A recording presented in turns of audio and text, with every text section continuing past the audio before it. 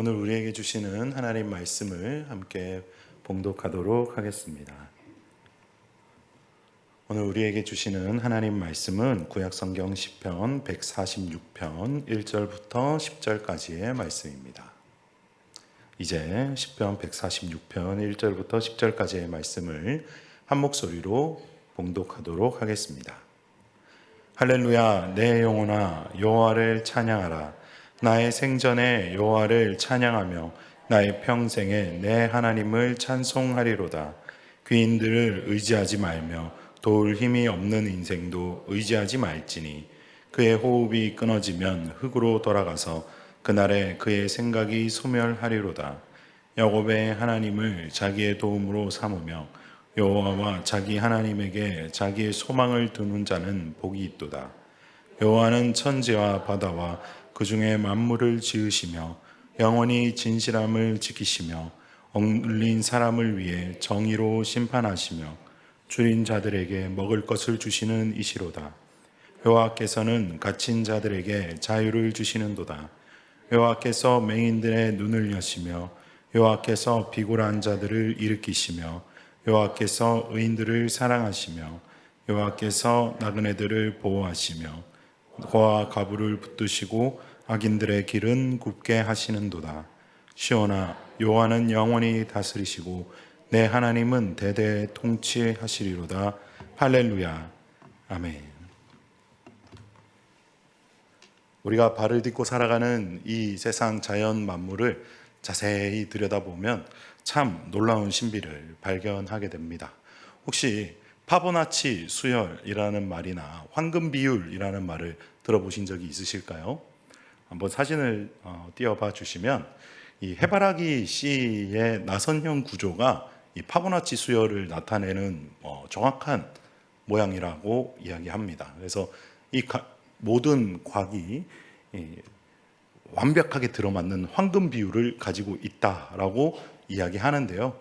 이 파보나치 수열 황금비는 비단 이 해바라기 씨에만 있지 않습니다. 온 세계 자연 만물에 다 존재하는데요. 또 사진을 보여주시면 저렇게 같은 비율로 같은 모양으로 하나님께서 창조하셨다라는 것을 볼 수 있습니다. 소라 껍데기부터 태풍, 나아가 우주의 은하의 모양까지 저런 식으로 하나님께서 만드셨다라는 것이 숨겨져 있죠. 하나님의 지문이 아닐까 하는 생각도 합니다. 그래서 요하네스 케플러라는 천체 물리학자는요, 이 천체의 운동 법칙을 발견한 뒤에 이렇게 고백했다고 하는데요. 나는 신의 생각을 따라 생각하고 있다라고 말이죠. 뿐만 아닙니다. 음악의 아버지라 불리는 이 요한 세바스찬 바흐는 자기가 작곡한 모든 악보에다가 항상 이니셜 SDG를 새겼다라고 합니다. 이 SDG는요, 솔리데오 글로리아의 준말입니다. 여러분 잘 아시다시피 오직 하나님께 영광이라는 뜻이죠.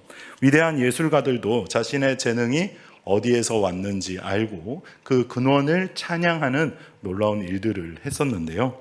오늘 우리가 함께 읽었던 이 시편 146편 역시 150편까지 이어지는 할렐루야 시편으로 잘 알려져 있습니다. 이 할렐루야 시편의 특징은요, 처음과 끝이 할렐루야로 시작했다가 할렐루야로 마무리된다라는 점이죠. 여러분들께서 잘 아시다시피 이 할렐루야라는 단어는 사실 할렐루라는 단어와 야라는 단어의 합성어입니다. 찬양하다라는 단어인 할랄의 명령어가 할렐루고요. 여호와의 준말인 야가 붙어서 합성어가 되어서 할렐루야라는 단어가 되었죠. 그래서 번역하면 할렐루야라는 단어는 하나님을 찬양하라, 너희의 하나님을 찬양해라 라는 명령어로 쓰여진 단어입니다. 주목할 점은요, 여호와를 찬양하면 좋겠다, 여호와를 찬양할 수 있겠니? 어떤 그런 권유나 부탁이 아니라 명령으로 이루어져 있다라는 점이죠. 언뜻 생각해 볼 때는요, 명령으로 하는, 억지로 하는 찬양이 도대체 무슨 의미가 있고 그게 무슨 진정성이 있는가라고 생각할 수 있는데요, 그것은 약간의 오해입니다. 오히려 이 할렐루야라는 명령이 사람의 존재 가치를 확인하고 사람이 사람됨을 보여주는 가장 중요한 명령어다라는 것이죠. 바로 숨을 쉬어야 살 수 있는 사람에게 당신 숨 쉬십시오라고 말해주는 것과 같습니다. 존재를 향한 하나님의 사랑의 외침이자 명령인 것이죠. 이사야 선지자는 우리의 존재 목적을 이렇게 이야기했습니다. 이사야 43장 21절 말씀에 이 백성은 내가 나를 위하여 지었나니 나를 찬송하게 하려 함이라. 그렇습니다. 물고기가 물속에 있어야 살 수 있고 새가 하늘을 나는 것이 자연스럽듯이 우리 인간은 하나님을 찬양하는 것이 가장 사람다운 일이고 가장 자연스러운 일이고 가장 우리에게 적합한 일이다라는 것을 할렐루야를 통해서 심어 놓으셨다라는 것입니다. 뿐만 아닙니다. 요한계시록 4장 11절 말씀을 보시면 우리 주 하나님이여 영광과 존귀와 권능을 받으시는 것이 합당하오니 주께서 만물을 지으신지라 만물이 주의 뜻대로 있었고 또 지으심을 받았나이다 하더라 라는 말씀처럼 하나님께서는 우리의 찬양받기에 너무나도 합당하신 존재이시다라는 우리의 삶의 고백이 들어있는 말이 바로 할렐루야인 것입니다. 또한 시편 22편 3절 말씀을 보시면 이스라엘의 찬송 중에 계시는 주여 주는 거룩하시니이다 라고 말씀하고 있습니다. 우리의 찬양 가운데 하나님의 임재가 있다라는 사실입니다. 그래서 할렐루야라는 단어는 우리가 찬양해야 되는 목적과 이유를 잘 설명해 주고 있는데요. 오늘 본문 말씀을 함께 묵상하시면서 우리가 하나님을 찬양해야 되는 이유에 대해서 또 하나님의 은혜를 나누면 좋겠습니다.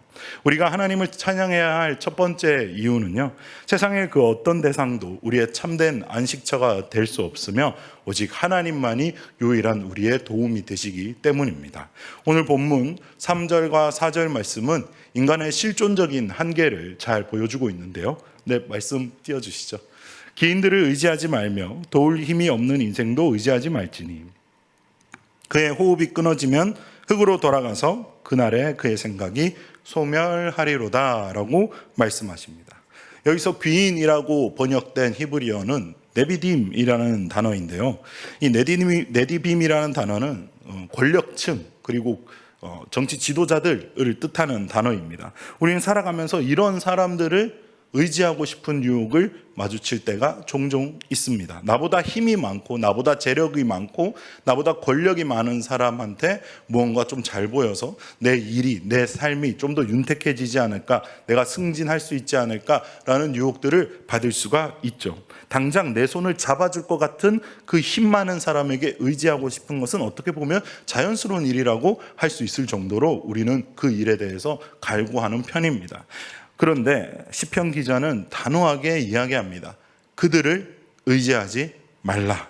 그 이유는 그들이 악해서가 아닙니다. 그들이 실제로는 우리를 도울 힘이 없기 때문입니다. 여기서 도울 힘이 없다라는 단어는요, 구원할 방법이 없다라는 뜻입니다. 사람은 사람을 근본적으로 구원할 방법이 없기 때문이죠.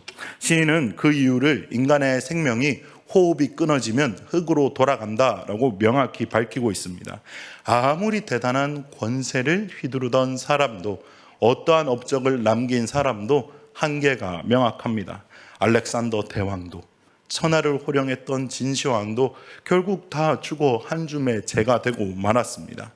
4절 말씀해 보시면 그날에 그의 생각이 소멸하리로다 라는 말씀이 참 허무하지 않으십니까? 그 사람이 가졌던 웅대한 계획, 나를 도와주겠다고 했던 약속, 세상을 바꾸겠다던 그 정책들이 사람이 죽으면 물거품이 되고 마는 것입니다. 사람은 유한한 존재이기 때문에 그 유한한 존재에게 무한한 기대를 거는 것만큼 어리석은 일이 없는 것이죠. 그렇다면 우리는 누구를 의지해야 하시겠습니까? 5절 말씀이 그 해답을 알려주고 있습니다. 우리 5절 말씀 한 목소리로 봉독하도록 하겠습니다. 야곱의 하나님을 자기의 도움으로 삼으며 여호와 자기 하나님에게 자기의 소망을 두는 자는 복이 있도다. 이 말씀을 묵상하면서 큰 감동과 은혜를 받았습니다. 하나님을 소개하는 단어가 아브라함의 하나님, 이삭의 하나님이 아니라 야곱의 하나님이었기 때문입니다. 왜 아브라함의 하나님, 이삭의 하나님이 아니라 야곱의 하나님이었을까요? 여기에 깊은 영적인 의미가 있습니다. 야곱은 어떤 사람이었습니까? 그는 태어날 때부터 형 에서의 발꿈치를 잡고 태어난 사람입니다. 이름 자체가 속이는 자, 사기꾼, 뒤꿈치 잡는 사람이라는 뜻이죠. 그는 끊임없이 사람의 인정을 갈구했고 사람을 의지하려고 했고 자기의 깨와 수단을 의지했던 삶이었습니다. 형 에서의 장자권을 팥죽 한 그릇으로 사버렸고요. 아버지 이삭을 속여서 축복 기도도 받아냈습니다. 외삼촌 라반의 집에서 재산을 불리기 위해서 온갖 방법을 도원했던 사람입니다. 즉 오늘 본문 3절의 말씀에 귀인을 의지했던 사람이 바로 대표적인 인물이 바로 야곱이다라고 할 수 있겠습니다. 그 결과가 어떻게 되었습니까? 그는 결국 형을 피해서 도망갈 수밖에 없었고 타향살이의 서름을 겪을 수밖에 없었으며 결국 야복 강가 앞에서 본인의 실존적인 죽음의 공포 앞에 떨 수밖에 없는 인생이 되고 말았습니다. 자신의 힘으로 쌓아 올린 모든 것들이 무너질 위기 앞에서 야곱은 비로소 하나님과 씨름하기 시작했습니다. 황도뼈가 위골되어서 더 이상 도망갈 수 없는 상황이 되었을 때 자신의 힘으로 버틸 수도 도망갈 수도 없는 그 상황에서 그는 하나님을 꽉 붙들었습니다.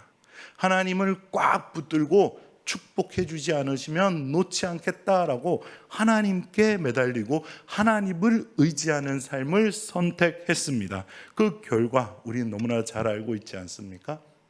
야곱이라는 그 오명에서 빛나는 이스라엘이라는 이름으로 삶이 바뀌었습니다. 이름이 바뀐 것뿐만 아니라 그 삶이 바뀌었고 그의 이름이 그의 민족의 이름이 되었고 그의 나라가 세워지게 되었던 것입니다. 그래서 야곱의 하나님이다라는 표현은요, 지렁이 같은 야곱, 자기 꾀에 넘어져서 실패한 인생을 살 수밖에 없었던 그 야곱조차도 포기하지 않으시고 끝내 이스라엘로 바꾸어 주신 하나님이다라는 뜻입니다. 성경은 이 하나님에게 자기의 소망을 두는 자가 복이 있다라고 말씀하십니다. 뿐만 아닙니다. 시편 기자는 다른 곳에서도 동일한 고백을 하는데요. 시편 42편 5절 말씀입니다. 함께 읽어보도록 하겠습니다. 시작. 내 영혼아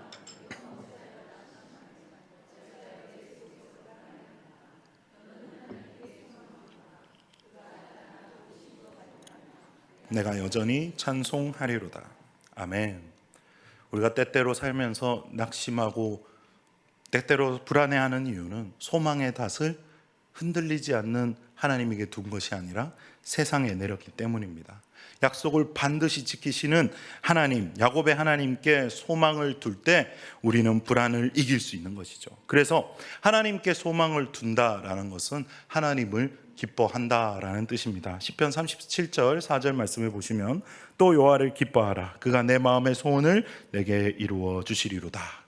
아멘. 순서가 중요합니다. 소원을 이루기 위해서 하나님을 이용하는 것이 아니라 하나님 그분 자체를 기뻐하고 소망할 때 하나님께서 우리의 소원을 가장 선한 길로 인도해 가신다라는 뜻입니다. 저는 우리의 소망과 소원이 시편 84편 10절의 고백으로 이어지길 원합니다. 함께 읽어보도록 하겠습니다. 주의 궁정에서의 한날이 다른 곳에서의 첫날보다 나은즉 악인의 장막에 사는 것보다 내 하나님 성전 문지기로 있는 것이 좋사오니. 아멘. 우리의 마음의 소원과 소망이 그냥 이 땅에서 잘 먹고 잘 사는 것에 그치는 것이 아니라 첫날을 궁정에 살더라도 불안에 떠는 것보다 단 하루를 살아도 내 하나님 아버지 집에서 하나님의 임재 가운데서 하나님을 누리며 사는 삶이 되시길 간절히 기원합니다.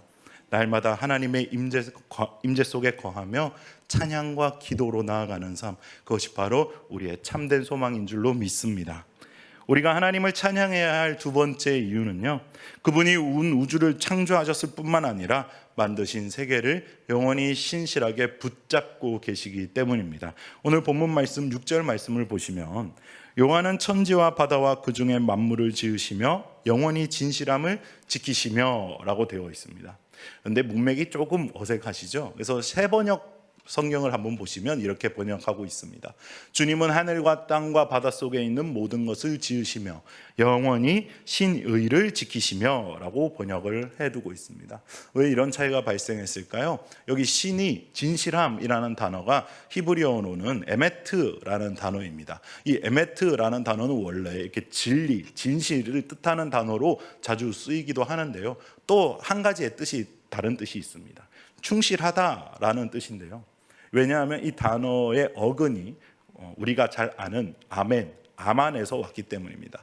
아만이라는 단어에서 이 단어가 왔는데요. 이 아만이라는 단어는 견고히 버티다, 믿을 수 있는 관계, 신실함이라는 뜻을 이야기하고 있기 때문입니다. 그래서 오늘 번역을 새 번역으로 해석한 번역이 좀 더 자연스럽습니다. 문맥을 한번 보시기 바랍니다. 문맥을 보시면 6절 말씀의 전반부는 하나님의 창조 사역에 대해서 이야기하고 있습니다. 하나님께서 창조하신 이후에 이것들을 충실하게, 이것들을 신실하게, 이것들을 신의로 붙들고 계신다라는 해석이 좀 더 적절할 것 같습니다. 어제 떴던 태양이 오늘도 어김없이 떠오르고 지구가 맹렬한 속도로 돌아가면서도 우리가 이 땅에 발을 붙이고 살 수 있는 이유는 창조주이신 하나님께서 피조물과의 약속인 에메트를 신실하게 지키고 계시기 때문입니다. 하나님 기분파가 아니시죠. 하나님께서 약속하신 것을 끝까지 지키시고 끝까지 붙드시는 분이십니다. 나라가 멸망해서 모든 것이 무너져 버린 그 폐허를 보면서 울었던 예레미야 선지자도 그 애가에서 이 하나님의 신실하심을 발견했는데요. 3장 23절 말씀에 보시면 이것들이 아침마다 새로우니 주의 성실하심이 크시도소이다 라고 이야기합니다. 시편 기자가 이야기했던 에메트, 그리고 여기에서 성실하심은 에무나라는 단어인데요. 둘 다 어근이 같습니다. 아만입니다. 그렇습니다. 하나님께서는 신실하십니다. 하나님의 신실하심이 곧 하나님의 아름다움이십니다. 사람은 언제든지 변합니다. 사람은 그 마음이 갈 때와 같습니다. 그러나 하나님의 신실하심이 지금도 저와 여러분을 붙들고 있다는 사실을 믿으시기 바랍니다. 이 변하지 않는 하나님에 대해서 디모데후서 2장 13절 말씀에 이렇게 설명합니다. 우리는 미쁨이 없을지라도 주는 항상 미쁘시니 자기를 부인하실 수 없으리이다. 여기서 미쁘시다라는 말 역시 신실하다, 믿을만하다라는 뜻입니다. 내가 신실해서 구원받는 것이 아닙니다. 하나님이 신실하시기 때문에 구원의 약속을 이루어 가시는 분이십니다. 우리의 감정은 시도 때도 없이 롤러코스터처럼 변하지만 하나님의 사랑은 변하지 않으십니다. 우리의 상황은 요동칠 수 있습니다. 그러나 하나님의 계획은 수정되지 않으십니다. 그 변함없으신 사랑, 그 우직하신 성실하심이 바로 우리가 할렐루야를 외쳐야 되는 이유인 것이죠. 나를 지으신 목적대로 끝까지 인도하시는 하나님의 에메트를 찬양하는 삶이 되시길 간절히 기원합니다. 마지막으로 우리가 하나님을 찬양해야 할 이유는요, 하나님께서 정의와 사랑으로 세상을 통치하시되 특별히 낮고 천한 자들을 돌보시는 분이시기 때문에 그렇습니다. 오늘 본문 말씀의 핵심 구절인데요, 7절부터 9절까지의 말씀을 함께 다시 읽어보도록 하겠습니다. 억눌린 사람들을 위해 정의로 심판하시며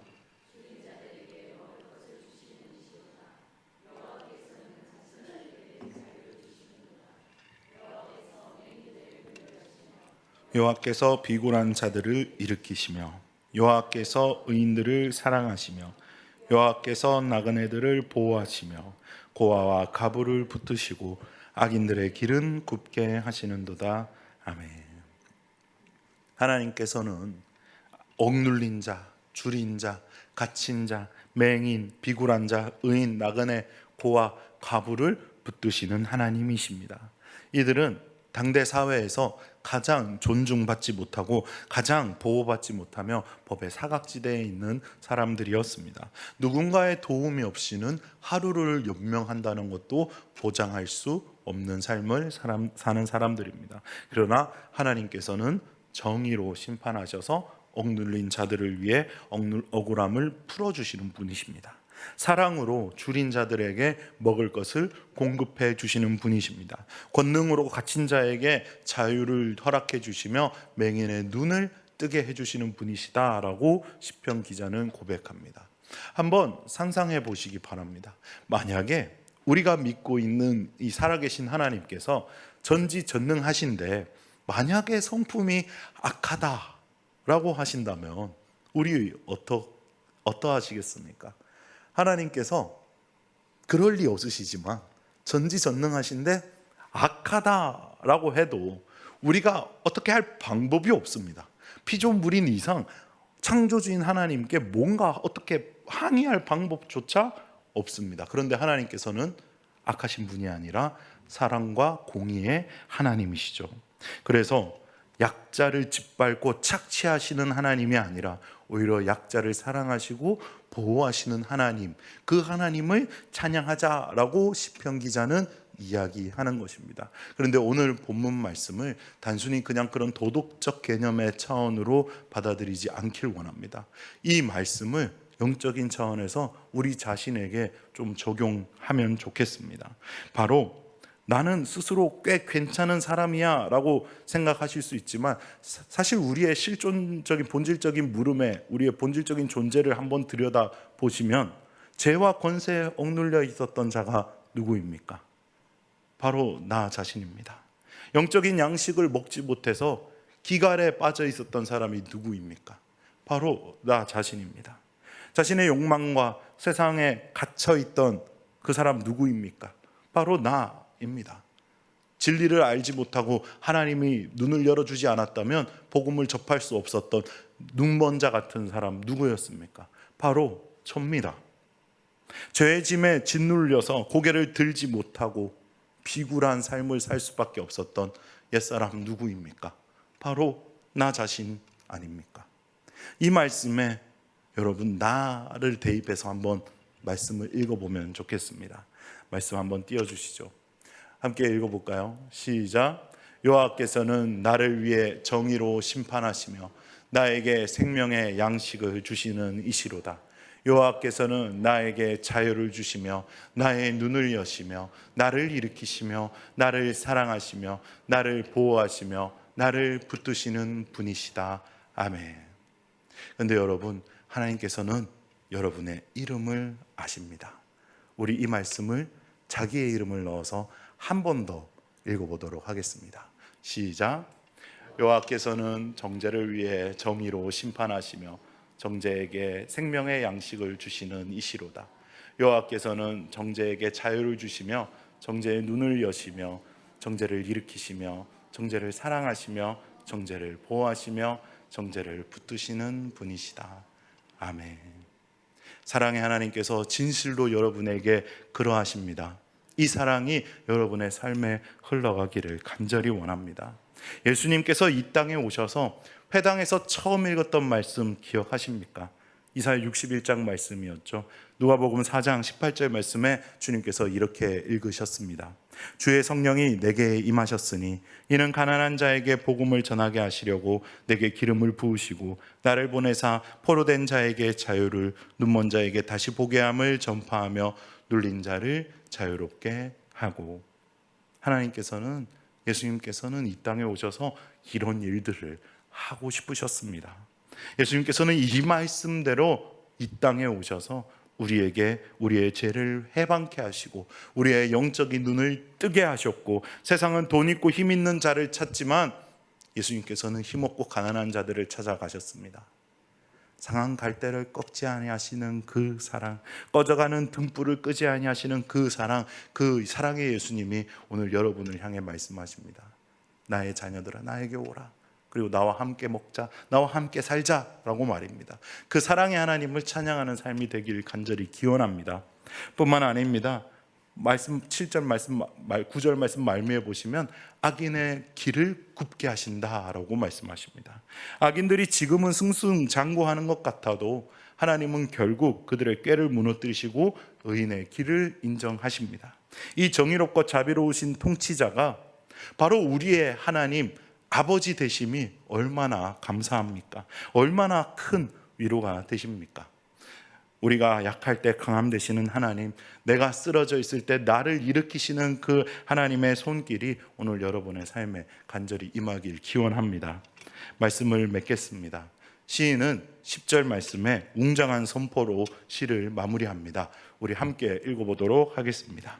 시온아, 여호와는 영원히 다스리시고 내 하나님은 대대로 통치하시리로다. 할렐루야, 아멘. 세상의 통치자들은 바뀝니다. 정권은 교체되고 제국은 흥망성쇠를 거듭하며 역사 속으로 사라집니다. 그러나 여호와 하나님께서는 영원히 다스리십니다. 그분의 통치는 시간과 공간을 초월하여 대대로 역사하십니다. 어제나 오늘이나 영원토록 동일하신 하나님께서 지금 이 순간 우리 기쁜 소식교회와 성도 여러분들의 가정을 다스리고 계십니다. 여러분, 하나님을 찬양한다라는 것은 단순히 입술의 노래로만 하는 것이 아닙니다. 그것은 하나님과 지속적으로 관계를 맺어 나간다라는 의미입니다. 찬양의 진정한 의미는 하나님과의 관계에서 나오는 것이기 때문에 그렇습니다. 하나님과 나눌 이야기가 없고 하나님께 받은 은혜가 없다면 할렐루야를 외칠 수가 없습니다. 하나님을 찬양할 방법이 없습니다. 찬양은 관계의 열매입니다. 주님이 나의 소망 되심을 경험한 사람, 주님의 신실하신 에메트를 맛본 사람, 정의와 사랑으로 나를 건지신 은혜를 아는 사람만이 하나님을 찬양할 수 있는 것입니다. 우리의 삶이 때때로 3절 말씀처럼 귀인들이 사라지고 도울 힘이 없을 것 같아 보일 때가 있습니다. 야곱처럼 벼랑 끝에 몰려섰던 것 같은 기분을 느낄 때도 있습니다. 그러나 바로 그때가 우리의 구원, 하나님을 찬양할 때입니다. 그럴 때 선포하시기 바랍니다. 내 영혼아, 너의 소망을 하나님께 두라 라고 말입니다. 여러분의 삶이 시편 146편 말씀처럼 할렐루야로 시작해서 할렐루야로 끝나는 인생이 되시길 간절히 기원합니다. 우리의 호흡이 닿는 그날까지, 아니 호흡이 닿아여 흙으로 돌아가는 것이 아니라 영원한 하나님의 나라에 들어가서도 날마다 할렐루야를 외치는 할렐루야 성도가 되시길 간절히 기원합니다. 우리 이제 말씀을 생각하시면서 찬양으로 하나님 앞에 나아가길 간절히 소망합니다. 우리 에메트의 하나님, 신실하신 하나님을 찬양하며 주님 앞에 찬양과 기도로 나아가면 좋겠습니다. 오 신실하신 주 내 아버지여,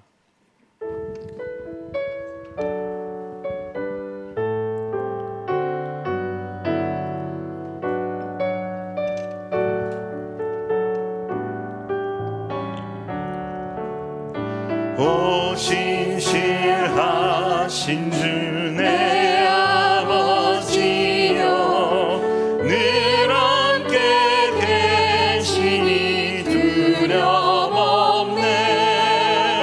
그